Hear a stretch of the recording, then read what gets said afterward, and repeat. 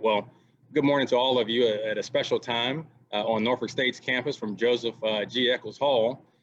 This is SportsTalk 757. Your host, Claudel Clark, Executive Director of the Hampton Roads Sports Commission.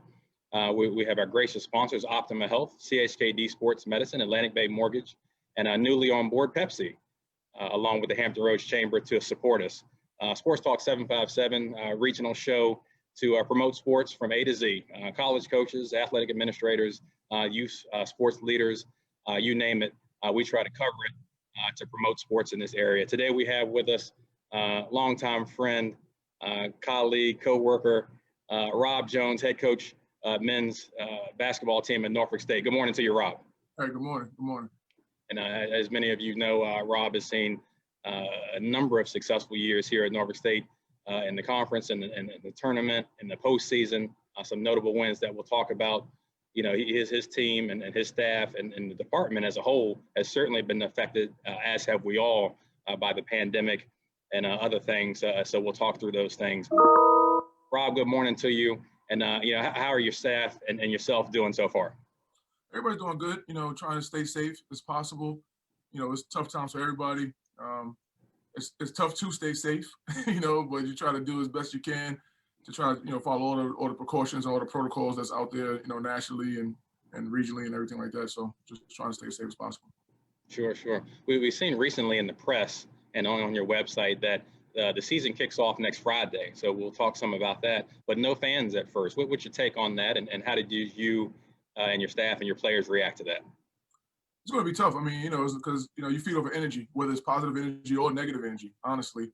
And now you have to just make sure you bring your own energy every game because, you know, like, you know, even on your worst day, you know, and during like, say, a Christmas break game, you're still going to have more than 100 fans in the stands, you know. So this is going to be, you know, really weird to kick off the season. You know, it's going to be scrimmages. It's going to be like 25 scrimmages the whole year. So it's going to be tough. You guys be very similar to the NBA. I see on the website and on social media, you have a fundraising campaign in college. And as a head coach, you know all about that. But a fundraising campaign to have cutouts in the different seats. So it does look like yourself and the department and the staff are doing some things to keep the excitement going and keep the fans engaged. You know, what have you said to your players to kind of prepare for this? Is it a scrimmage or a closed practice mentality? Or are you trying to turn up the music and turn up the lights and turn up the scoreboard and try to create this NBA mentality that we've seen on TV? You know, what are you doing to keep the program at a very high level as you've had it?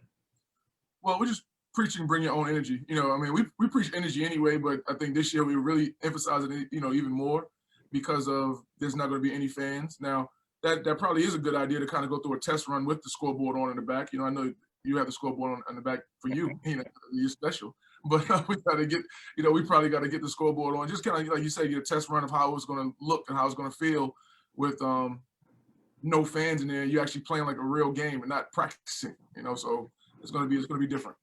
Right. So, you know, coming out of the summer or coming out of the spring, going into the summer, coaches and staffs plan many months in advance, planning to have a fall season, planning to do some of these things. When you found out that the season was kind of a wash for the fall and, you know, didn't have any prospects or any notification that it was going to happen in the spring, you know, how did you guys feel about that, and how was that received by yourself and fans and alumni? Well, I think that when they canceled fall sports, of course, everybody was, you know, was worried about our sport, you know, not realizing that we're kind of classified as, well, we're not kind of, we all classified as a winter sport. So it really didn't, you know, affect us right away. But there was a lot of questions from the players because, you know, everyone just, you know, like we go both semesters, you know, like we're not one of the only sports to actually go both semesters. So people were thinking that we were a fall sport, you know. So it was a lot of questions from players, alumni, everybody. And, you know, you have to answer question after question about those things. But, you know, they never really touched winter sports, you know, at all. And I'm sure it's for many different factors. I know the NCAA tournament, you know, is a big, you know, determining factor, a big pushing factor for, you know, not canceling men's and women's basketball. So, you know, it was a level of uncertainty. And of course, during the summer, when we're normally working out, there was no workout. So we're extremely behind right now. You know, I know we play next week and, you know, prayers up and God help us because we're so behind right now. But, you know, we'll get there. We'll get there eventually. We know you will. You know, with some tremendous victories to your ledger, obviously we talked about Missouri and we talked about Alabama and we talked about this tremendous conference record. But one of the questions, I had a number of questions emailed to me and sent to me as we do before these shows happen. What are some of the things that have allowed you in a most financially challenging environment at a smaller institution? What are some of the things that have allowed you to be so successful here, working under some pretty tough parameters? I think honestly, it's just, the competitive nature. I try to look at things about what we don't have. I look at what we do have, and I try to make the best out of it. Like, I really don't complain too much about the budget and things like that. I just say, if we're going to play, there's 94 feet opportunity out there. So, we got to take advantage of the opportunity, and we got to try to do as best we can. Now, of course, we do need, things, and there's things that's lacking. And I know sometimes we make it look, we make it look good. Sometimes we put lipstick on an ugly girl, every now and then to make it look good.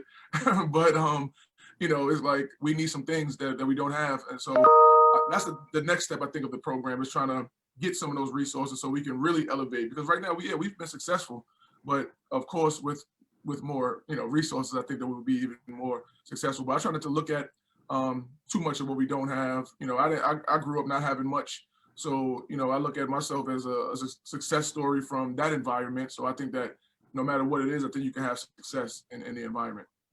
And then tell us a little bit more about that background. One of the things we like to do is highlight these successful programs and successful persons.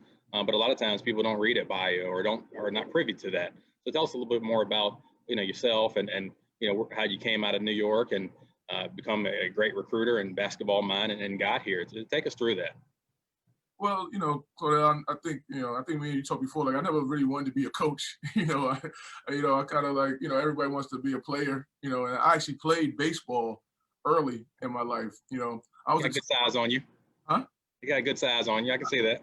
I was a 10-year-old Little League All-Star pitcher. That's an unknown fact that people don't realize. In South Jamaica Little League, I was an All-Star at 10 years old. But then I kept growing and growing and growing. So, growing up in the neighborhood, that I grew up in, it's really all about basketball. So you kind of gravitate towards that. And then, of course, as you become, 6 feet, 6'1", 6'2", 6'3", people are pulling you towards basketball. And then, honestly, I took a liking for basketball. And, I just wanted to be a player, and as I got into college, I had a pretty good college career at SUNY New Paltz College. And one of the assistants there asked me to be a coach, asked me to help out, I should say, at a job that he had just got at Bard College, which was like 20 minutes away. So I went from there, just practicing with the team, to then actually doing a scouting report, recruiting. And then next thing you know, I'm Coach Jones, and I just came over there just to help. So I got pulled into this whole coaching thing. And then from there, I just continued on, up to this point. So, and now at this point, this is my 21st season coaching basketball. So coming up, we'll be my 21st season. So, with me being 42 and coming up in June, I've been coaching half my life at this point. And sometimes I think about it, I was like, I can't believe that I've been actually coaching half my life, but it's something I enjoy. I think it's very rewarding. I think you have a chance to, impact people in many different ways that the average person doesn't. So, it's I couldn't ask for a better profession. And then when you win, it's great too. When you lose, you think about doing something else with your life. It's about winning, as we both know. Coming through those ranks and those years, did you ever imagine yourself at Norfolk State, and how'd you go about getting to Norfolk State? No, I mean, of course, you want to be, as I went on, I wanted to be a Division I head coach. Did I think it was Norfolk State? No, I didn't think it was. I didn't know where it would be. Honestly.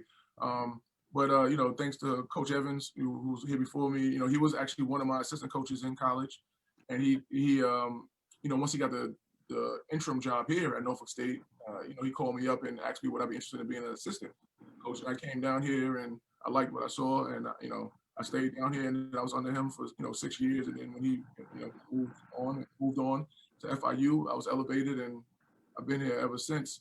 So that's kind of really my Norfolk State journey. I can't say that it was like this big dream to be the Norfolk State head coach, but I do feel like I'm living the dream now. Being a Norfolk State men's basketball coach. So just try to like I said to everybody, Norfolk State is my Duke. Norfolk State is my Kentucky. Right. is my North Carolina. So I'm gonna treat it as such as long as I'm here. Certainly seems like you've taken advantage of a tremendous opportunity there, Coach. Getting to Norfolk State underneath Anthony Evans, obviously we remember that name and remember some of the things you guys did. Just give us a few highlights of some of the things that you guys accomplished, and then you and your staff have accomplished since then that really stand out to you. We mentioned a few of them, but just the listeners, just give us a few that have stood out to you, and some of the plans that you guys have moving forward. Well, I think one of the biggest things when Coach Evans was here, when I first got here, was that we wanted to change the program. See, a lot of times people, because of the recent success of the program, people forget that Norfolk State men's basketball as a Division I team. Not, everybody remembers the Division II years with, P.B. Kirkland and Bob Dandridge, and Norfolk State was a national powerhouse in Division II. But as it transitions to Division I, it was really a middle of the pack, team.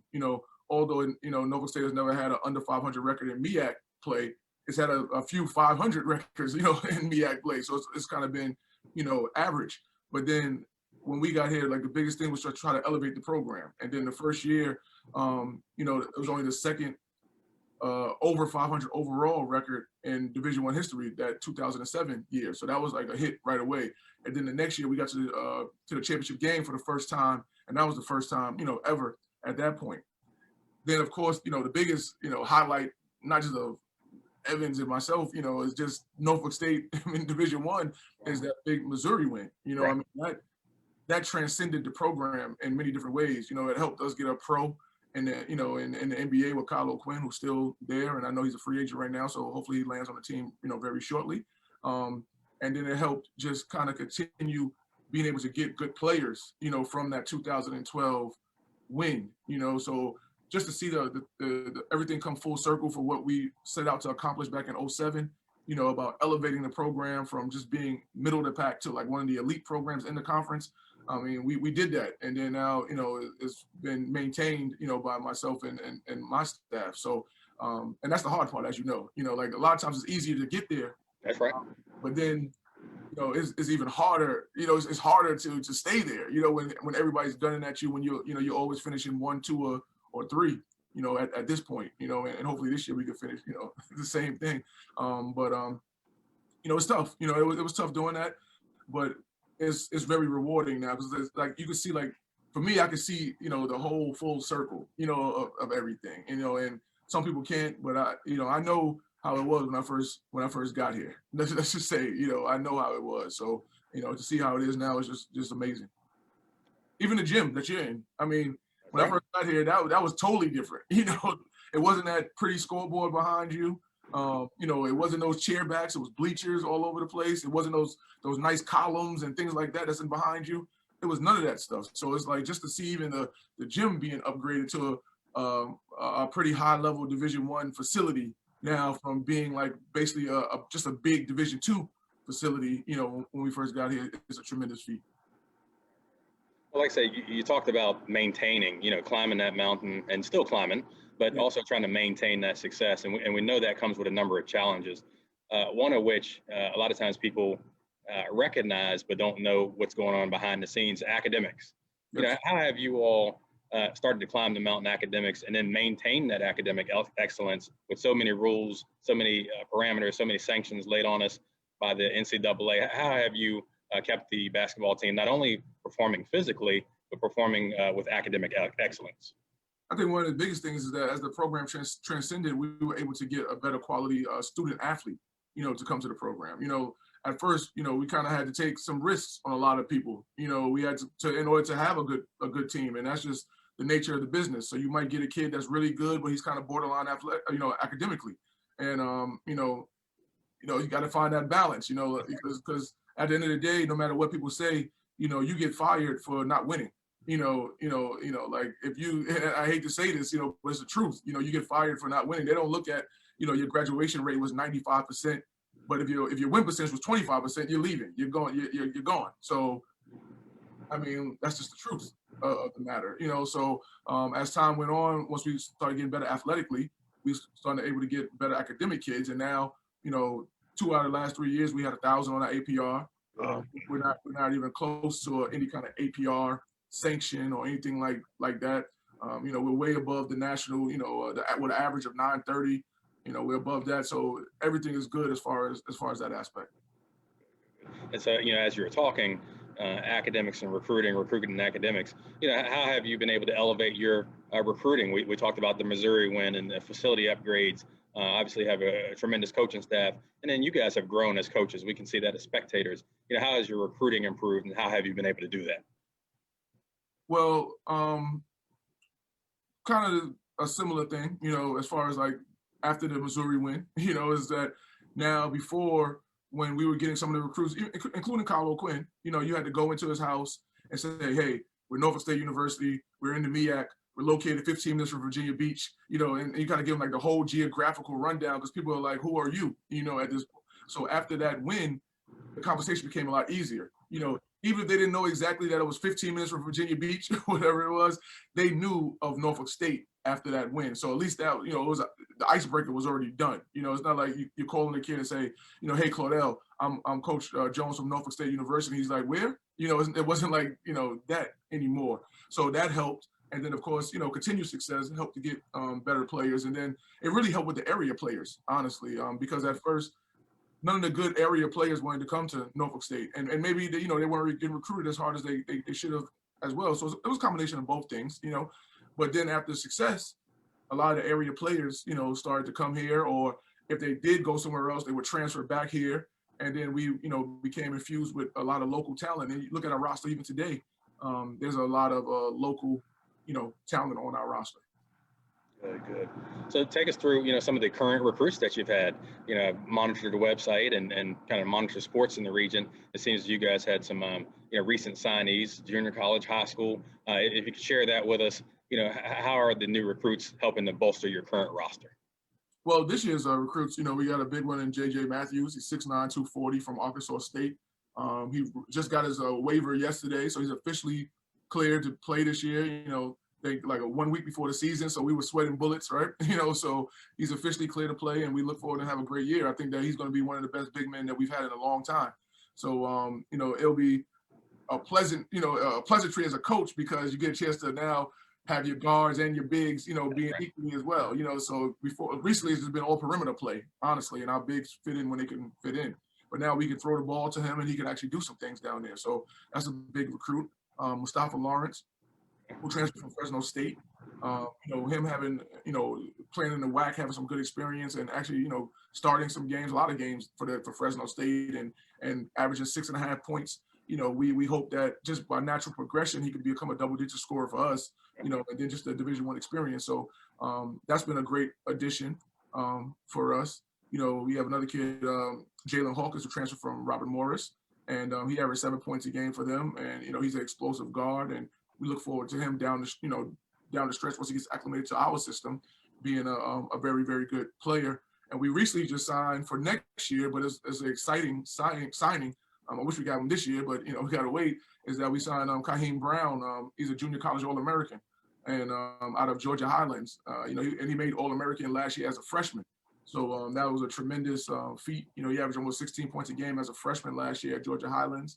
So to be able to sign him and kind of continue this new trend of high-quality athletes going to HBCUs, even though he's not a high school kid. I know some other teams have gotten, these great high school kids, to have a junior college All-American, come to HBCU is a pretty big feat too. Certainly is a credibility to your roster and a testament to you guys, recruiting acumen and staying on it. On top of the academic excellence and recruiting and the performance, you guys have been very active in the community, yourself and the staff and the program and department as a whole. Tell us a little bit about, some of the things, the back to school and the book bags and the haircuts. Tell us a little bit more about, things you've done personally as a staff and as a department representing basketball in the community. Well, the one thing that I've always said that, I wanted to be a good program. And I think that a program entails, of course, the wins and losses, because that's what you're judged on no matter what. But also, getting out and, giving back to the community that you want to support you. I think it's a twofold thing. I think that you can't always ask for support and never give back anything, So our ways of giving back is, like the back to school bash that we created, I think 4 years ago. We didn't have it this year, unfortunately, due to COVID. but it was something that was growing. You know, it was like, it started with like 100 kids and 150. Then last year was like 250. I'm sure this year would have been through the roof, but you know, the unfortunate times that we live in right now, so we didn't have it at all for safety. But that's just a way of, you know, kids going back to school, some unfortunate kids, you know, that could come and get some school supplies, some book bags from us, you know, play in a bounce house, get a haircut, you know, face paint, you know, stuff like that, and some free food, just to have a kind of a just relaxing day before they start the rigors of school. And also, you know, just growing up the way I did, you know, I would, you know, wanted somebody to kind of give me some stuff, you know, back then. So now I'm in a position to do, you know, to help. You know, I wanted to definitely do that. And then also just other things that we do. I mean, we went and talked to the kids at the juvenile jail, you know, in Norfolk, you know, to just try to give us, like, you know, success stories of not just myself, but the players too, because some of the players, as you know, have different backgrounds, and now they are a success story being a Division I, you know, athlete, you know, collegiate athlete. That's a success story right there with some of these backgrounds that these kids have. So just trying to let them know that, you know, you don't have to do this, you don't have to do that. You can take a different path to have, you know, have success. And we've also done the Juvenile Detention Center in Virginia Beach. You know, we've done Ronald McDonald House. We've done a whole bunch of different things to try to give back to the community. I know, you know, a lot of other teams in Norfolk State have done similar type activities as well. Good. As a break in the action, Rob, you know, got Rob Jones with us here, broadcasting live on the campus of Norfolk State University at Joe Eccles Hall. I just want to acknowledge our sponsors again, to those who have joined us: Atlantic Bay Mortgage, CHKD Sports Medicine, Optima Health, Hampton Roads Chamber, and newly added Pepsi to kind of back us up. Had a tremendous dialogue with Coach Jones here. Has done some great things at Norfolk State University. Certainly has grown as a coach and has told us about that. Just recently talked about player backgrounds. And a few months back, we saw Coach Jones kind of profiled in the paper and talking about some of the challenges he went through coming up with some of the racial injustice and some of the things going on in the, you know, the global climate, so to speak. You know, Rob, take us through that a little bit about, you know, some of the things you experienced growing up, and then some of the things you've heard from your players as they've come from these different backgrounds. And then ultimately, you know, how have you advised them on the things that they're going through as it relates to some of the racial tensions that are in the air in the country at this point? Well, we've advised them, you know, as far as dealing with just the police, you know, like I've said before, the biggest thing that you want to do, you want to be able to go home, you know, no matter what it is, no matter if you if you have to go to jail first, unfortunately, you know, you want to come home at the end of the day. So, you know, everyone's on edge right now. You know, African Americans on edge, police are on edge, things like that. You know, we're scared of them. They might be scared of us. You know, it's like a twofold type thing. But at the end of the day, you know, police have the authority. You know, you have to try to listen to the authority. You know, hopefully it's not abused, and you know, just kind of follow their commands. You know, to get you home. You know, and then we can figure out the rest later. If there was some kind of injustice or anything like that, then now at least you're home and safe and not in a box. You know, and now we can figure it out. From there, you know, sometimes that's not always the case, you know, as we've seen in many times in a lot of incidents across the country. But the other thing I always say too is that this stuff has always been around. You know, like I gave my story in the pilot about, you know, I was, you know, at one point I came, you know, after an entertainment event when I was really heavy entertainment, and I'm sitting in a car, and you know, police tell me to get out the car, and you know, I have 5 red dots on my chest, you know, from the snipers in the bushes and things like that. And I didn't do anything but just stop at a diner and then drop a friend off where she lived at, you know, and because of mistaken identity, you know, I have all of these, you know, like, you know, all these guns pointed at me, and I did nothing wrong but go get a bacon, egg, and cheese, you know, meal from the diner and some waffles, you know. So it's like things like that happen all the time. Fortunately, I was able to come home, you know, and you know, one of the sheriffs in that whole group was able to say, no, he's not the guy. I just seen him at the diner, so they let us go. But of course, you know, it's just a minor apology, you know, sorry, you know, and everyone just goes in by their way. When we're traumatized for the next, you know, 12 hours, you know, we're thinking about shaking because I can remember, you know, the red dots on me. So I think all of our kids have had little run-ins with the law. I tell them all the time, you know, when there was a lot of protesting going on, you know, I didn't oppose to the protesting. I just said protest peacefully. You know, don't loot, don't riot, things like that. You know, voice your opinion, give your American right to voice your opinion. But you know, do it peacefully and voice as much as you want, but just do it, peacefully. So those are kind of the messages we've been giving to our guys. And like I said, we've been talking about this honestly before any of this George Floyd or Breonna Taylor or any of that stuff like that happened, because as African American men, this has been happening for years. When the player comes to you with that, those are some of the things that you've been telling them. It just seems like, from your behavioral track record and the success of the program, you guys really have been able to keep the young men positive, keep them positive in the community, keep them going in the right direction. And again, that's a testament to you guys. As you move forward, you've been affected by COVID, you've been affected by some of these political situations, and we talked about some of the challenges. What are some of the positives that you're preaching to the players? What are some of the positives that you see in them? And what are some of the positives that you see out of all this moving into this season? One of the positives I saw even with the election was that, obviously now, I guess I've been here 16, 12, 08. So this is my fourth election I've been, at Norfolk State. And this is the first election that I'll say that, you actually getting a lot of feedback from student athletes, and there's conversations in our group chats about candidates that were up for the presidency. So it's like everybody's tuning in, everybody's alert, everybody's woke, about what's going on, and everybody had their own opinions about both candidates, honestly. And one of the biggest things we told our guys was just, we can't tell you who to vote for, and I'm not going to tell you who to vote for, but just go and exercise your right to vote. Whoever you vote for, just go vote, because you've earned that right. Your ancestors earned that right. So I think a lot of our guys did go vote, and that was a great thing, honestly, because I know, honestly, Claudel, when I was in college, I didn't vote at all when I was in college, and I'm sure a lot of us young didn't vote. I didn't vote till I got out of college and a little older in life. Even I think, honestly, the first time I might have voted was like 28, years old. So to see some of these guys who were 20, 21, now getting in the habit of voting, hopefully they'll vote again in 4 years and keep it going, is a great thing. Tremendous, practice, and people have ancestors and folks before us have certainly fought, very hard for that right. I saw where the department as a whole, correct me if I'm wrong, had 100% voter registration for the student athletes, and had student athletes out in mass to vote. So I thought that was great.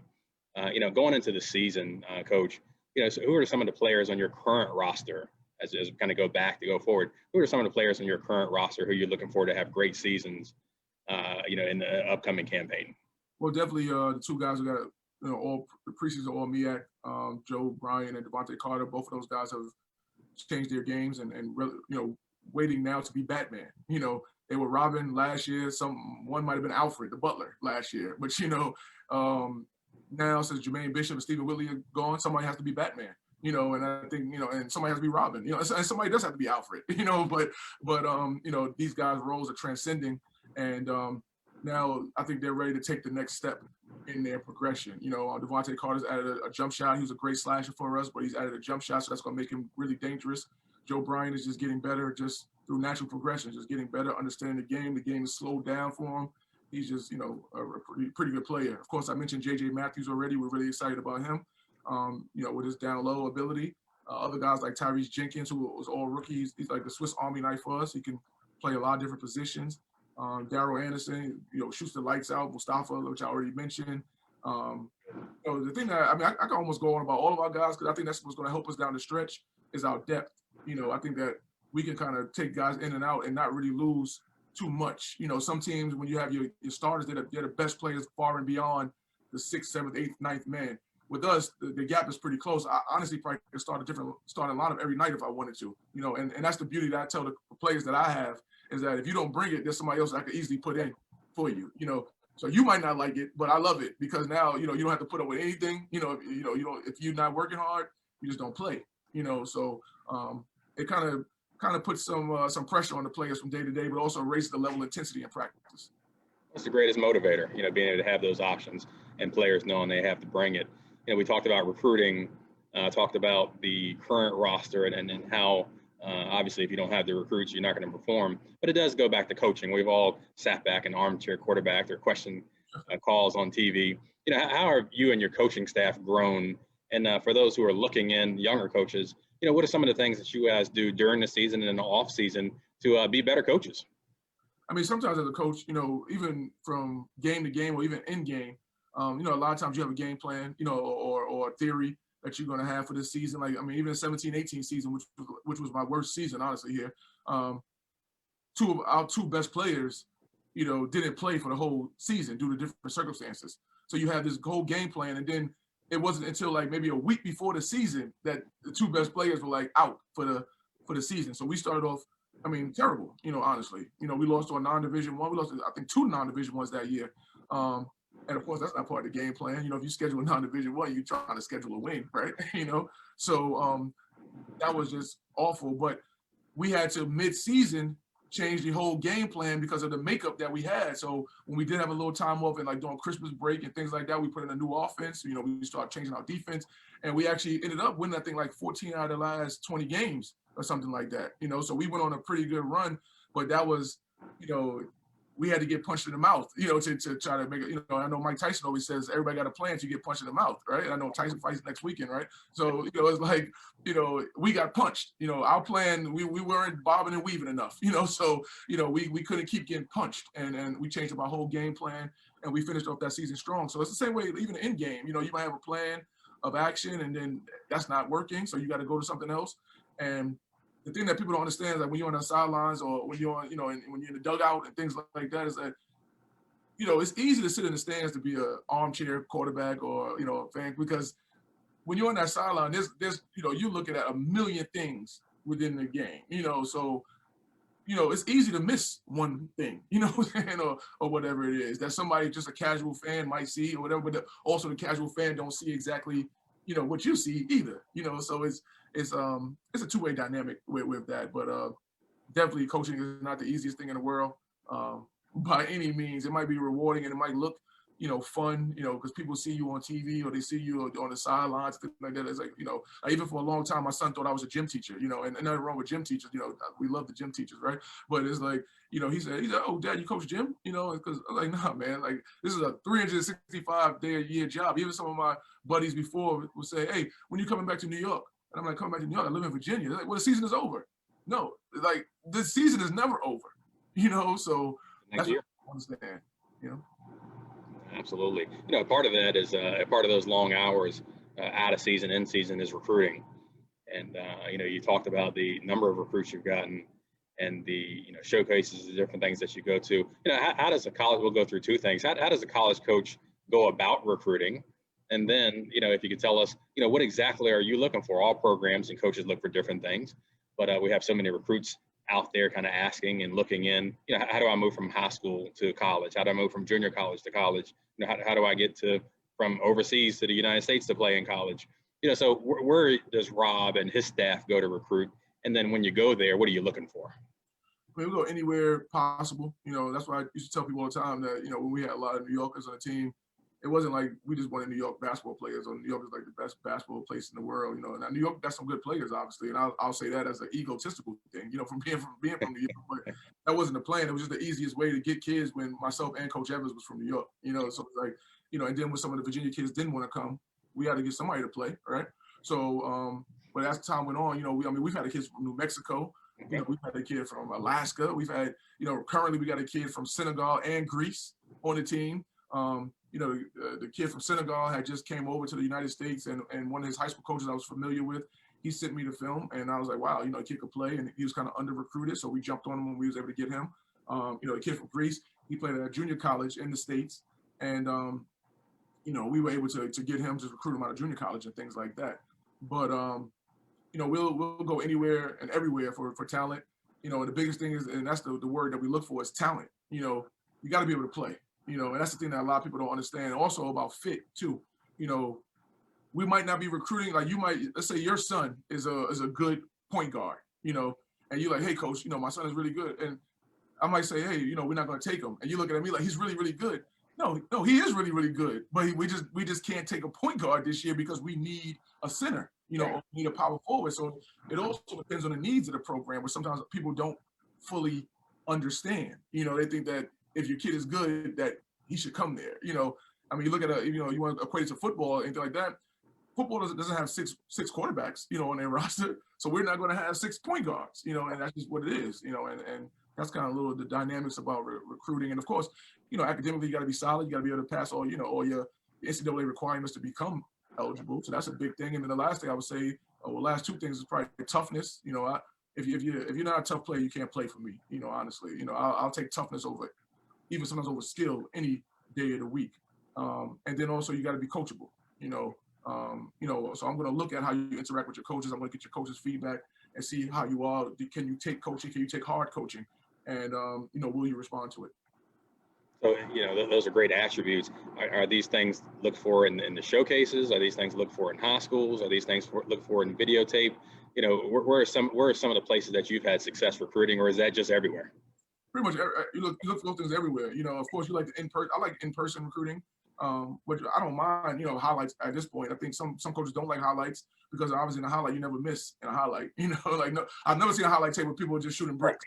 Never. I've seen every highlight tape I've seen. Every shot has went in.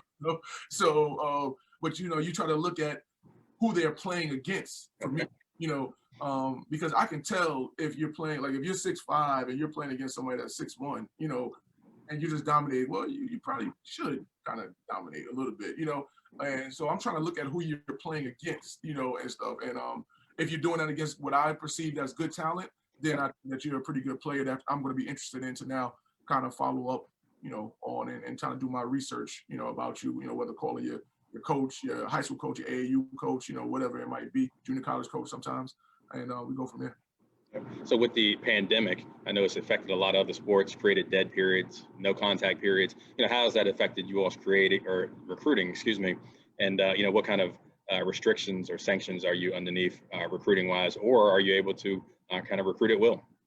No, we can't recruit at will as far as like going out, as you might imagine. But as far as Zoom, we're Zoom specialists now. We've become video specialists. We've become PowerPoint specialists.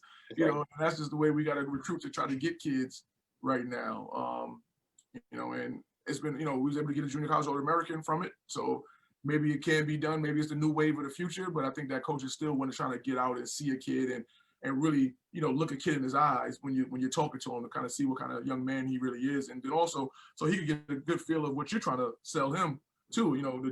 Are you a genuine person? Are you a genuine coach and things like that? So definitely we look forward to getting back out on the road.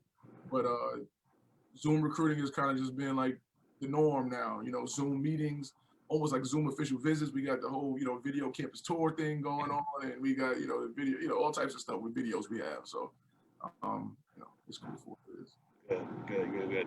Well, as we've talked, Coach, a lot of things you can control with recruiting and your facilities and, getting the program up to speed. Some things you can't control. We've seen in the media about the conference realignment and schools moving from conference to conference. I know the MEAC has lost some schools here recently. How has that affected you guys? And, kind of what does that mean for Norfolk State basketball and Norfolk State athletics as a whole with the MEAC having so many changes?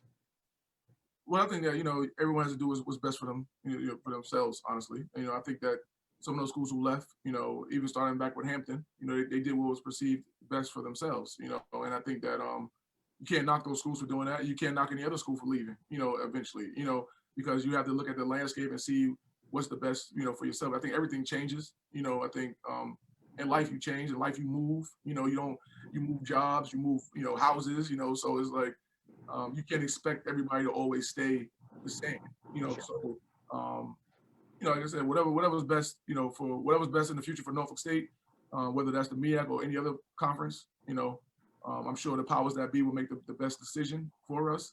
And that's the goals for the rest of the league as well. But of course, there was a level of uncertainty. MEAC, people don't know how long it's going to be around. People don't know if they're recruiting new membership. It's just like a level of uncertainty. So right now, of course, we're intact. And our goal is try to win the MEAC championship. Every year as long as we're in the MEAC. So that's going to be the goal, and we look forward to competing in the MEAC this year. In a different gear, but with more transition, Mr. Marty Miller, 40-year veteran of Norfolk State, served as the athletic director and baseball coach, as we both know, for many years, moved on, and Melody Webb now and Mike Herman are kind of in the seat, running things, and it looks running things in the right direction. How has that transition affected you and your staff, and what are some of the new things, or what are some of the things that have transitioned or changed, or anything that you want to speak about, that major transition that's happened? It looks as if to be a positive one.